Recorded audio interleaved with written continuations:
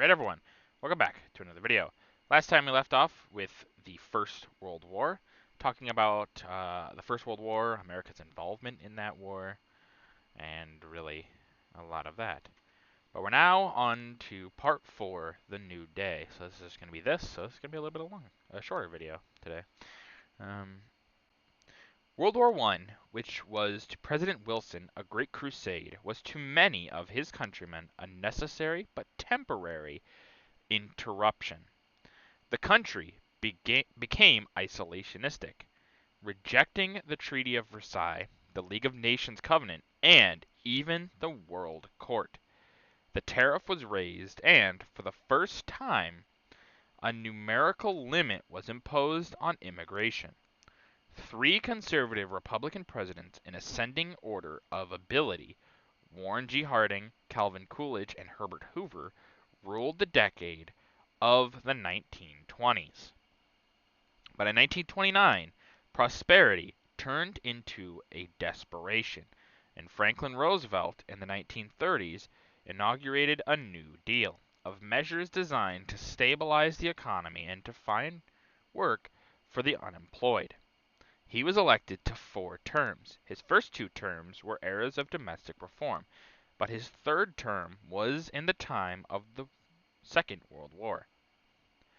And in his fourth, he died and was succeeded by Harry S. Truman. General Dwight D. Eisenhower was then twice elected as a Republican, but the Democrats came back into power with John Kennedy, assassinated in mid-term, and Lyndon Johnson of Texas. Relations with Soviet Russia, America's ally in World War II, became strained, and the resulting Cold War was punctuated by 2 Korea and Vietnam. Richard Nixon was twice elected, but resigned in his second term, which was completed by Gerald Ford. Jimmy Carter, another Democrat and Southerner, followed, and then a Republican, Ronald Reagan of California, was elected to 2 successive terms. The second centennial in 1976 found the United States still governed by the stable, popular Constitution of 1787. Had the Founding Fathers returned, they would probably have considered that their daring experiment of 1776 had been crowned with success. Yeah, this new day, which will be the last quarter of this book, it's going to talk about a lot of things that are very important, obviously very much what we would call the modern day. Um, and it's very interesting to see what they'll touch on, what they'll kind of talk about. Of course, I always look forward to reading more of this book. It's got a lot of very important and nice little context that you don't really get all the time. So it'll be interesting to see what they talk about. If they will look at things fully objectively, probably not, but maybe. Well, we'll tell you what this picture is. A U.S. Army tank advances through the shattered remains of a German convoy in France, 1944. Yeah, obviously the new day is going to start with the Second World War, which you could kind of really consider the modern day, starting with World War II.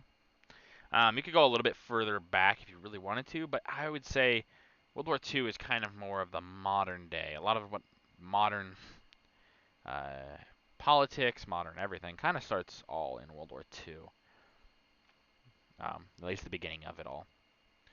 World War One, which obviously was not called World War One in its time, it was called the Great War. Woodrow Wilson and them would have called it the Great War. Probably why he saw it as a crusade as well. Just gonna be honest. It's kind of a relic of a bygone age at this point. And yeah, a lot of modern things start in World War One, for sure. It doesn't necessarily carry over until the Second World War, especially in the states. United States becomes very isolationist. Always, even before this, was always kind of an isolationistic nation.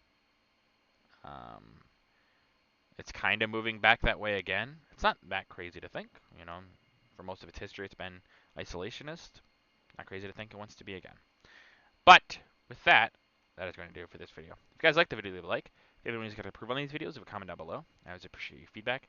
And as always, subscribe. It really does help out the channel. Thank you.